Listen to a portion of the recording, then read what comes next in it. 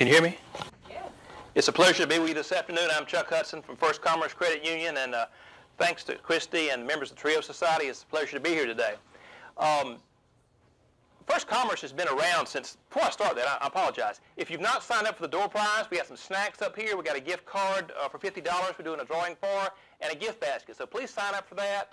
Put your email in there and your name, and we got water, we got snacks, we got some giveaways and some account information. So please just feel free to help yourself. I mean, there's no problem with that. But First Commerce Credit Union has been around since 1940, and we're actually having our 75th anniversary this year. And one of the things we did as we turned 75 is created the First Commerce Foundation. Essentially, that is a means to kind of enhance our educational outreach efforts. Now, what we did, starting earlier this year, is do a series of educational seminars at TCC in Tallahassee. Those went very well, so we met with Dr. Hurst, and just very appreciative to Dr. Hurst and to Dr. Craven, who's been very helpful in this, and we decided to expand the program here to Chipola. So, you know, today we're talking about budgeting, and what you've got there's a handout, and the handout is not exactly what the PowerPoint is, but take that with you. There's some very good information in there, and you know, we've got a pretty small group here. Feel free to ask me any questions during the program. If you want to ask any programs after the program, that's fine. I mean, I got my cards, or I'll leave my cards with you. If you think about something end of the week and you want to call me, I'm happy to meet with you. I'm happy to talk to you. Our office is in the Winn-Dixie Shopping Plaza right next to Hungry Howie's there. So we've been there about 4 years, and First Commerce is really a full-service financial institution. So you name it, we can do it. The title of this is Money for Pizza, and it was a little after lunch, so I apologize we don't have pizza, but maybe we can do that next time. But really budgeting, you know, why is it important? I think most of you have, you know, some idea of what a budget is all about, but really what it boils down to is using money wisely when making the most of every incoming dollar. Now, whoever you are, I mean, you've got a budget. You know, whether you're making, you know, $10,000 a year or $35 million a year, there's a budget of some degree that you got to adhere to. So that's why it's so important. And it really involves being organized, and spending habits is a key to using money wisely. So organization is the key. And if you know you have upcoming expenses, it's really important to prepare for them, to kind of know what you got coming up and implement a savings program.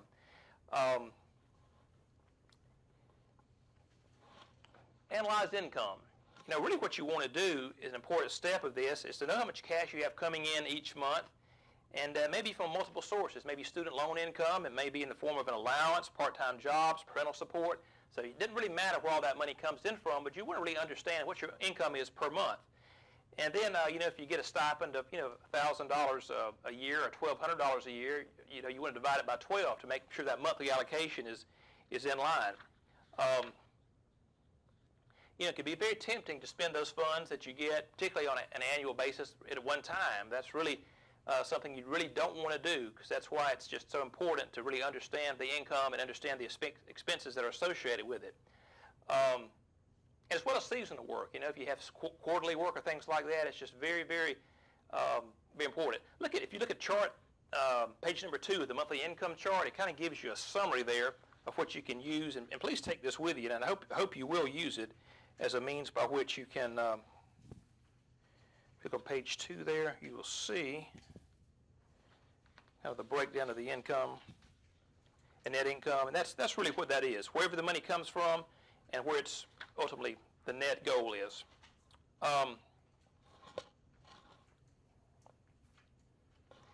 You set goals. I mean, you really want to set the goals like it says here in terms of a short term, 1 year or less, the intermediate or midterm in terms of 1 to 3 years, and the long term to 3+ years. And it's very tempting to try to do too much at one time. I'd really encourage you not to do that. We'll talk about that a little bit later. But, you know, particularly when you set up a savings plan, you know, I see so many people that, you know, try to over-save. And the first couple little things happen, you say, well, I can't do that, and they do nothing. Well, don't do that. I mean, start with something that's very basic and very, very simple. You know, even if it's, you know, $20 a month, you'd be surprised and shocked how much that would be over the course of 30, 40 years. I read an article about a guy in 1947. He started taking pennies out of his change every day and throw them in a big trash can. Well, you know, about 50 years later, he'd accumulated some $80,000 in cash. Well, that's not the point of the story. if this guy had developed a systematic savings plan and put that money into an account rather than into a big barrel, he would have had something like $5 million. So it's very important to save, but however you do it, there's a bunch of vehicles to do it. It's just very important to do that in a systematic manner. And really you want to know your cost and your achievement date. For multiple goals, it may be important to work toward them at once or focus on one item. A lot of people, particularly when you're paying back debts, recommend, you're familiar with the Dave Ramsey theory, take one debt, target it, get it cleaned up, and move to the next one. Maybe the same way, but in reverse with a savings program. If you've got one item that you need to save for, finance the funds for that. When you achieve that, check it off the list. Or it may be possible for you to save for more than one item at one time. But that's kind of the point of that. But again, multiple goals sometimes take much longer to achieve than a single goal. And after you know the cost for each goal, you want to set an achievement date for each. And that point, just dividing the price, the cost of it, times how long you want to achieve it. $1,000 divided by 12, or $1,200 divided by 12 is a $100 per month objective. And if you want to double that, make it 24 months, you make it 50. On page 3, it's very good information too. I'd ask you to refer to that later and take a look at that. That's a good goal-setting worksheet that I hope you will take advantage of. And again, it targets the type of goal, short, mid, and long term, and kind of gives you some total needed in the current savings and how much you need to save for per month. And like I said, don't get frustrated if you have setbacks, because you're going to have setbacks. And try not to be overly ambitious. Do something that's maybe even below what you feel comfortable with, so you can make it sustainable. I think that's the most important part of that. Next, we talk about develop a saving and spending plan. And really by analyzing your present saving and spending for the future, you can make sure that you never overspend and save for goals. On page 7, there's a way for you to track your spending. I would really strongly encourage you to do that, because, it doesn't really matter who you are, what station you're at in life. I mean, I always say money talks, and usually it says goodbye. So before you know it, you had $1,000, and what happened to that? Well, if you track the spending, sometimes you can really pinpoint what you're trying to, and you realize, well, I'm spending, and you can do percentages. There's all kind of cool computer, programs you can use for budget tracking, but it's really about understanding what percentages of your income are going to what area. Now, some of this stuff may be essential. You got to eat. Now, you got to eat. But do you have to eat out every night? Or do you have to eat, filet mignon every night? Well, you'd like to do that. Sure, that's nice. But it's all about looking at what you've got to do and how you want to do it. You got to have transportation in many cases. But again, is the transportation basic, mid-range, or something maybe that's not? So that's just an important thing to refer to. And there's a place for debt. There absolutely is. But in terms of your living expenses, I just want to stress that your expenses should never exceed your income. That's a recipe for getting yourself in a very bad position. But now, you're talking about you're going to buy a car that's $25,000, $30,000. Yeah, that's going to exceed most people's monthly income. And that's why debt can be a valuable tool. But again, the payments that you put in place, you want to make sure they're affordable for you and something that can really work and be something that you can feel comfortable with. If you have extra money, that may be one of your goals, to put the extra money on the payment. But at the same time, it needs to be something that's realistic for you. And we talked about this a little bit. There's a big difference between wants and needs. And knowing which is which will save you a lot of time and a lot of headache over the long run. And every want is really a desire, something you could live without if you had to, and a need is essential. So it's really a matter of classifying the desires and then classifying the needs into areas that are really appropriate. So it just is an exercise. Think about that in your private life in terms of, and maybe not just now, but going forward. A lot of you have got career paths planned out, and you kind of know what you're going to be aspiring to. But, I told Brian earlier, I've dealt with a wide range of people over my 25 years in banking, making a wide range of incomes. And believe it or not, people that make an extraordinarily large amount of money you think would never have budget problems. Well, that's not the case. So budget problems can exist at any income level. So really what you want to do is find a level that's appropriate for you in terms of your wants and needs. Let me see here. We're on developing a savings plan. Keep an eye on cash. It's very easy to overspend, and you don't really know where it goes, and that's why the tracking tool is valuable. Impulse purchases, try to keep those to a minimum. I think it's probably impossible to eliminate impulse purchases, but you know, you go to the bookstore to buy some books, and you see a couple of sweatshirts you like, you know, and a couple hats, and it's $100. It's gone. That's just the books, you know. So I know it's tempting, but try to be mindful of impulse purchases.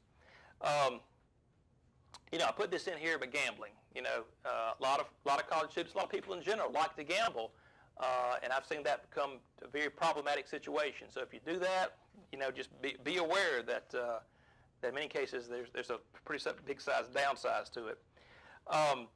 I don't know, how many of you have checking accounts now, just out of curiosity? Okay, your checking accounts used to be this thing you had to have. Anymore, a lot of people use a lot of different varieties of prepaid debit cards, a lot of different things like that. A lot of people are getting paid with prepaid cards. So there's a lot of different ways to manage your money and access your money rather than being, you know, keeping cash in your pocket. But I'd certainly encourage you, if you don't have a checking account, is do some research and develop one. That's maybe a good first step on the road toward financial independence and financial solvency. You know, in the checking account, once you have one, you know, you want to use it wisely. There's things that you want to really be mindful of when you have an account, and you want to, first of all, you know, monitor your account. If you have an account that's open, identity theft is huge in today's world. So look at your account. Look at charges that are on your account. If something doesn't look right, in most cases, if not all cases, if you're not responsible for it, the institution's going to make it right. They're going to make you whole again. But what you can't do is look at your statement 6 months from now and come back and say, well, I noticed this charge was not legitimate. Well, there's typically about a 180-day max window on these charges, so you want to stay in contact with it. And we have mobile banking, you have online banking, so there's really no reason why you can't access that account almost daily if you want to, just to make sure that you're at where you think you're at. Things happen. Sometimes honest mistakes happen, but in many cases, identity theft is a big deal, and you want to be mindful of that. And of course, read your disclosures. They're going to tell you about all your account benefits and what it offers. You know, your ATM card, if you have a checking account, your debit card, keep them in a safe place. I can't tell you how many situations I deal with in which someone, you know, let the grandchild or the friend borrow the debit card. Well, you know, you let them have your debit card and you let them have your PIN number. You've essentially given them your cash. So, but keep track of those, and that's, you keep track of all your deposits, all your withdrawals, and keep your ATMs.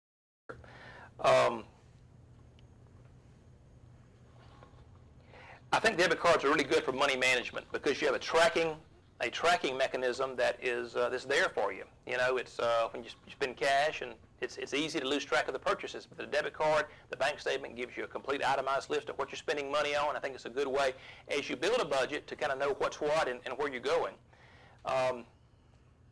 You know, and again, I say this, and this should be, I think, for most people kind of self-evident, but you only write checks when there's enough money in the account. A lot of people have an overdraft tolerance, and that $29.99 the bank's going to charge you, that's expensive interest. And what that amounts to is $29.99 in many cases for a $15 check. That's, you know, if you were borrowing $15, you'd be paying a lot of interest back in that form. So that's really something. I know things happen sometimes. Most institutions are willing to work with you, but it's not something you need to make a habit of, because that's a tremendous expense to people. You know, as you get into evolving into loan payments, I really recommend online payments. They're structured, they're there, they avoid any delinquencies. You know, you've got it, once it's set up and gets working properly, it's pretty well locked down. So I'd really encourage you to do that. I'd encourage you to balance your checking account. Yes, sir, I'm sorry. I used to maybe bounce a check or two when I was, you know, getting started, but, you know, everything was hometown, so, you know, my banker would I understand. kind of call me and say, hey, you need a little more money in here, this kind of stuff. But does bouncing the check now affect your credit score? You know, the way that's going to, if I bounce a check and I opt for whatever reason not to make that check good, right. Essentially what's happened here is the bank, if they paid the check, then, you know, the account is now the negative. So essentially that's become a loan because they paid the check. The merchant's been paid, however, the institution, me, I'm holding the bag for. So typically what happens is that'll be turned over to a check system or a collection agency. So yeah, in theory, that could be very detrimental to you. In addition to your loan payments, things like that, unpaid collections, unpaid, And believe me, I understand a lot of these things are legitimate disputes, but that's the importance of tracking. We'll get into the credit bureau later. Is keep track of your account, keep track of your affairs in general. If there's an overdraft, make it good. If there's a dispute with a cable company, work it out, because at the end of the day, if you ignore the problem, it's going to be turned over to the collection agency and it's going to be on the credit bureau, and you got to deal with it sooner or later. Or if you don't deal with it, I'm not saying you can't get credit, but you're going to pay a price. We'll talk about the credit scores and in a little bit, but that's a great point. I'm sorry, I think I went too far. Open savings account. I really think this is one of the things that really needs to be focused across all areas of our society today. It's, if it's $10 a month, if it's $10 a week, do something and make a commitment to yourself that those savings funds are going to remain in there, and it may be something for a down payment on a car, maybe a down payment on a house, but make it a point to do that. You're going to not only have benefits, but it's going to create a habit of personal discipline that I think you're going to find very beneficial. Ideally, you'd like to have 2 to 3 months, as it says here, of essential. Things happen. People get hurt. People lose jobs. You have to help family out sometimes. So if you can have 2 to 3 months of reserves, I think it's going to be a tremendous asset to you. I think it's probably a good idea to do a specified deduction. A lot of employees do deductions from your check. And of course, once you get into a career, many places have 401k plans, which you can, which is kind of a separate topic of discussion. But a lot of them have the ability just to do a direct deposit from the check. They're going to direct deposit a certain percentage in a checking account, and a small residual, may not be much, into a savings account. But if you kind of keep your hands off that, it'll go a long way. And it's I can't stress the importance of trying to develop and maintain a relationship with your institution. And that's whether it's a bank or credit union, you kind of get to know the people there. They want to know you. They want to help you whenever they can, I assure you. But try to do that. Eventually, those relationships lead into further extensions of credit and to good relationships that can be expanded for mortgage loans. I mean, you name it, across the board. There's a lot of potential there. We talk about establishing credit.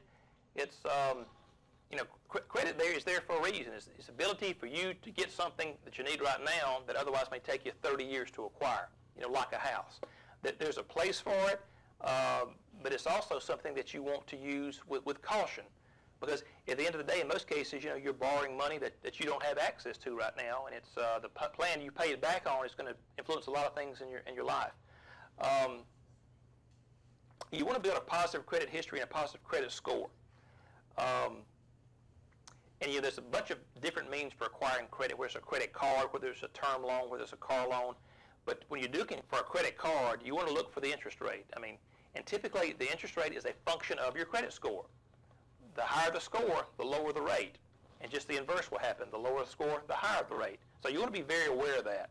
You want to look for things on the credit card as you get them, like a long grace period. If you payment's due on the 1st, it'll give you to the 10th or the 15th to make a payment. That's very important because you don't have any additional interest charges on there. No annual fee, that's a big deal. You want to avoid paying annual fees because if you have the choice between 2 cards, why pay a fee if you don't have to? You want to avoid that. And of course, low penalty fees. And at the same time, there's a lot of cards with benefits, whether it be Sky Miles, whether it be you name it. So there's a bunch of benefits there. If you use it properly, you can get some additional benefit from you, for yourself.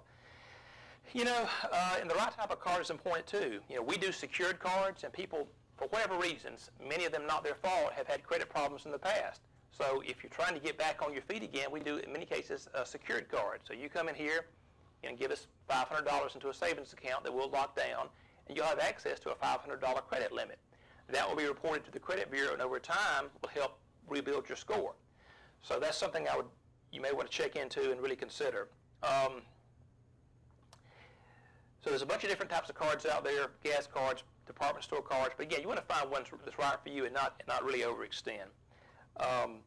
In many cases, if you're under 18, you'll have to have a parent or someone sign for you because that's the age to make contract. The state of Florida is 18. Hi there, how you doing? Be sure to sign in, get a snack, and we do a door prize in a little bit. And there's a handout there on your far right. Please take advantage of that. you know, I wrote this illustration down here. If you have a $500 credit card balance and you're making a $25 a month payment, and the rate's 22%, which is not unusual. That's not on your handout. I just kind of a comment I put here.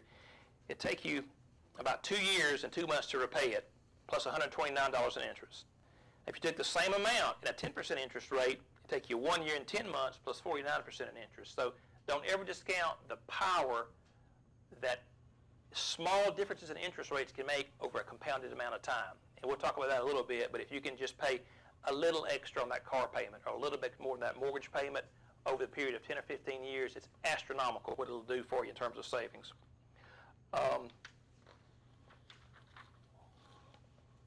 Use credit to your advantage. You know, I know it's, you know, put on here is to stay out of debt. Well, in many cases, I mean, debt is just part of life. I mean, you know, it's a very rare occasion where someone does not have debt. It happens, but it's very rare. But I think the point of this slide is you really want to avoid charging more on a credit card than you can pay off every month. Right there. I'd really strongly, and I'm not saying it doesn't happen sometime, but if you can avoid it, because what's going to happen is repeated instances like that is going to put you in the hole. So you really want to use that as a tool to not let that happen. And if it does have to happen, you have to make a large purchase, you know, freezer and something like that. I understand that, but try to pay it back as quick as you can and pay more than your minimum payment. Never miss a payment. I can't stress that enough. And the way the credit reporting agencies work, you know, if you're past due, they're going to charge you a late fee. It's not the end of the world. You don't want it to happen, but what you don't want to ever do is have that card be 30 days late. If it gets past 30 days, that's when the credit bureau damage occurs. If you pass the grace period, it's unfortunate. You may pay a $10, $15 fee. Not the end of the world. When that card gets past, when that account gets past 30 days, that's where the damage can occur. And you know, you can see a credit score of the 750 turn into a 550 in a hurry when you start. In many cases, once you get behind, it's a ripple effect.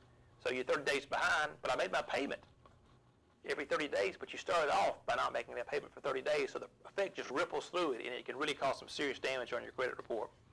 And you know, it's human nature, I guess, but you know, try to only use the lines that are necessary. In many cases, you know, if you got a $30,000 or $40,000 line, people find a way to fill the line up. I mean, I understand that. It's not, you know, it's not, if it happens to you, it's not the first person it's happened to before, but you really want to avoid that. And in credit, we'll talk about the score in a little bit, but credit bureaus are now being used for many things other than lending. You know, you need to get a job. I mean, they're looking at a credit report. You want to rent an apartment, looking at a credit report. Now, what does that have to do about me getting a job or getting a apartment? Well, many people are using this credit score as a means to determine how you've handled your affairs in the past. You know, that's just really a tool, and it's not an end-all, be-all, but it is a tool, and it's something you want to be aware of. I'm just curious, how many of you are familiar with the FICO credit score? Have you heard about it? Do you know how it works? A few of you are here. This is a big deal. There's 3 credit reporting agencies. There's Equifax, TransUnion, and Experian, and they typically issue a score. It's proprietary. I mean, you couldn't call them up and say, how do you compute your score, but it's a factor of a bunch of things. How many accounts do you have open? How long have they been open? How have you made the payments? There's a bunch of factors involved into that, but typically they range from a low of 300 to a high of 850. So, I mean, there's just a number of factors involved there. But again, as I mentioned, the higher the score, the better. The lower the score is going to mean if you can get credit. In many cases, you can't get it, but if you can get it, you're going to pay more for it. So just be mindful of that. There's a bunch of sources out there, but feel free to go and look at your credit report. Look at it. Understand what it says. I mean, most anybody at any credit union or financial institution or bank will be happy to sit down with you and go over it with you. Yes, sir. You mentioned earlier that employers can look at credit scores when you apply for a job. Can you be any more specific on the purpose of that? It seems like I can understand like a landlord checking your credit score when you go for an apartment. Yeah.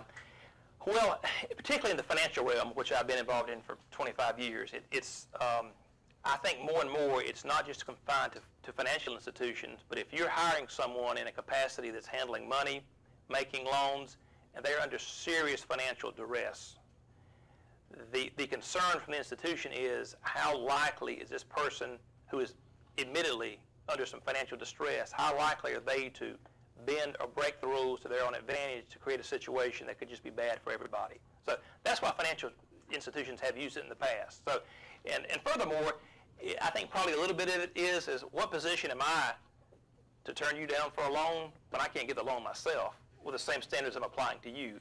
I think it's probably part of that too, but I think the main thing is just make sure that you've handled your affairs, and you're not paying merchants in town that are banking with you.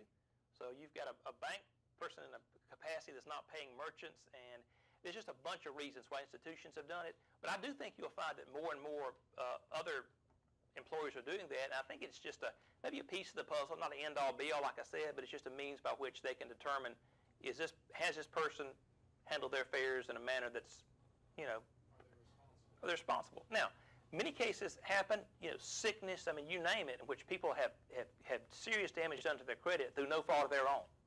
I understand that. That's the kind of thing you want to have a discussion, whether with the employer, say, listen, this and this happened. So in many cases, it's something you can work through and explain, but at least you need to address it.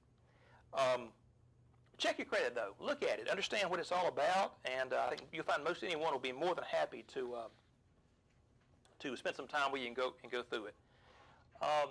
Next, the title here is treat bills responsibly.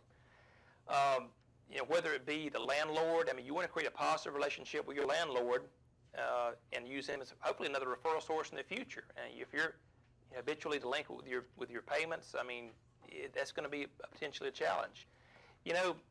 Cable, internet, garbage, gas, electric, water. I mean, be aware of these because they typically come every month. They don't go away.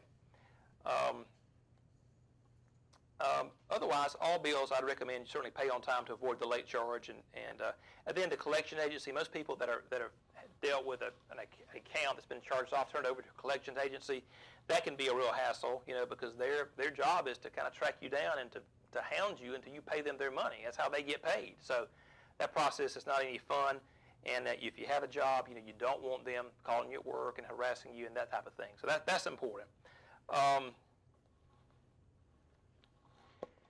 Student loans. A lot of you are familiar with this, and I don't want to get too bogged down in it, but there's primarily three types of student loans. You have the subsidized, the unsubsidized, and the private loans. So we kind of touched base on that last month in the section, but I know there's a lot to these types of loans in terms of the process, but I don't want to get too bogged down to that. But I just want to make you aware of it.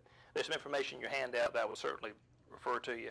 And typically the difference between a lot of these loans is there's a period of deferment that you don't make the payments until such time as your job kicks in. And you guys know that. With the private loans, if you borrow money from them, in many cases the payment starts immediately. So that's the primary thing that you want to be aware of.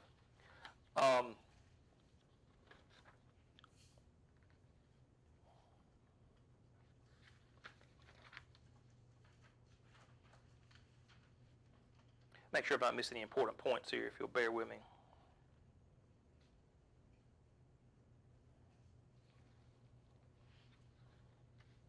And the student loan, it's in many cases it's something you've got to have to get through school. But just bear in mind that student loans typically just don't go away. Whether you get in a situation, I mean, you can't bankrupt out of a student loan any more than you can bankrupt from an IRS tax lien.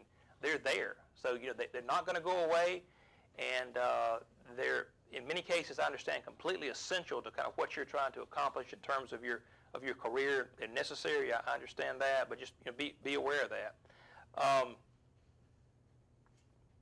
As I said, they're regularly dischargeable, and collection activity can continue until the notice is paid. So it's something that's just going to be out there, and it's not going to go away. Now, many lenders offer flexible repayment options in terms of the process. You can extend the 10-year repayment time frame to as many as 25 years and set up a graduated plan where payments become small, increase over time as you begin to earn additional monies with your new job. In many cases, you can arrange for an income-based, income-sensitive, or income contingent payment plan where earnings and expenses are taken into consideration for payment amount. So just be aware that there's options out there, and if you have a student loan and you have some difficulty, in most cases there's some options to work through the process with you, but it's not something that you need to ignore. one thing I wasn't really aware of, but many of the federal government programs have a plan to forgive or cancel a lot of the debt if you participate in volunteer work, military service, or teach or practice medicine in certain types of communities. So that's just something that I was really not that aware of. I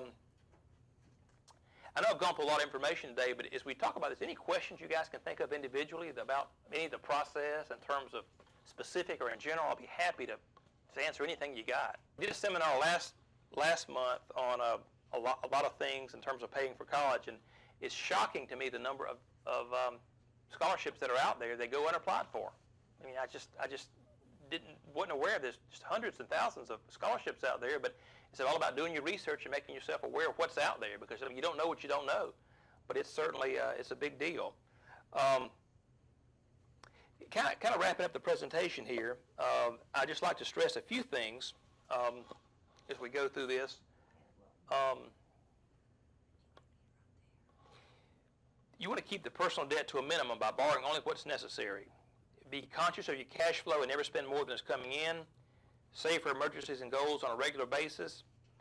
And by dedicating just a little bit of time to this, students will be able to pay their bills promptly and can receive a positive credit history they can use long after they graduate. You know, like a lot of things in life, I've said this before, you know, it doesn't really matter what you do. In many cases, experience is the best education. The tuition can be so expensive.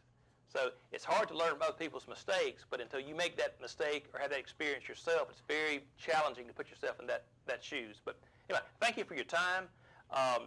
Any questions that you can think of after the fact, I'd be more than happy to answer for you. I put my card up here for you to take, and we'll do a little door prize drawing right here, and I'd be happy to have a volunteer come forward.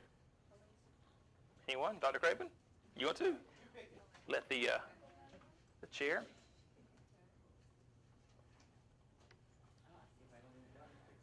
We're drawing for a gift basket here. Okay.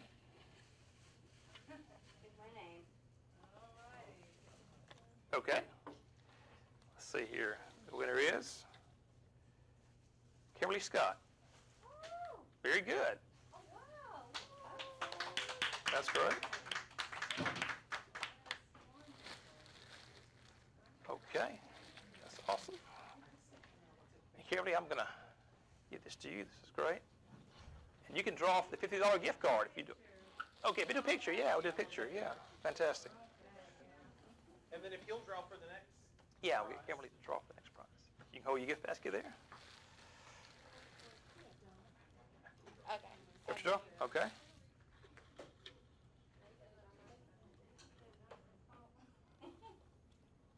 Okay. Charmaine Johnson. Oh, wow. Come on, Tremaine. That's great. Don't be shy. Go ahead. Congratulations. That's awesome. What's it $50 to? Anything you want it to be. Wow. Yeah, there you go. If you'll hold that up, and let me get, stand right here, let me get a picture of everybody. Okay. Yeah, perfect, right there. Hold up the first commerce just a little bit. But not pretty much. All right, don't move. Go ahead.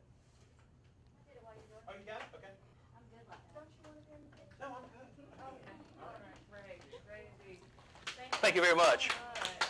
Pleasure to be here. Like I say, I appreciate the opportunity today. I'm close to the phone call. If you have any questions or any way I can be of assistance, I appreciate your consideration. And like I say, help yourself to any snacks back there before we wrap it up. And I'll turn the program back over to Leah, excuse me.